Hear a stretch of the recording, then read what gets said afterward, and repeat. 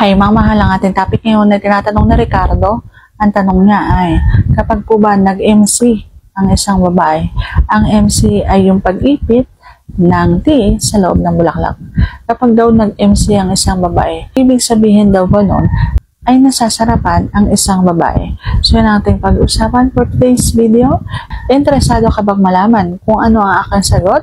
Bago yan, kung bago ka pa lang sa aking channel, please consider to like this video and subscribe my channel.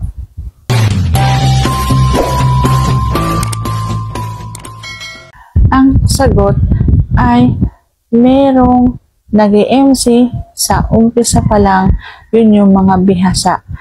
Pero may mga hindi nila alam na MC na pala yung ginagawa nila kapag nasasarapan na sila.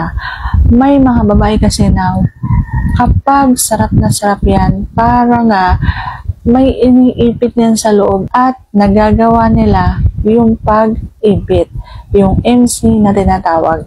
Naiipit nila yung tea at lalong sumasarap. Kaya may mga babae talagang napapahigop o napapaipit ng tea sa loob kapag sila ay sarap na.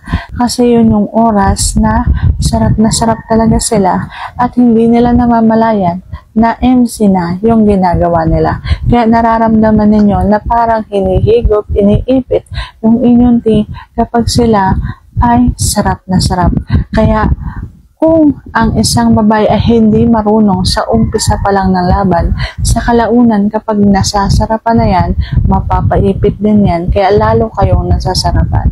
So sana nasagot ko ng tama ang iyong tanong. And if you like this video, please consider to like this video and subscribe my channel. Thank you for watching. See you on my next vlog.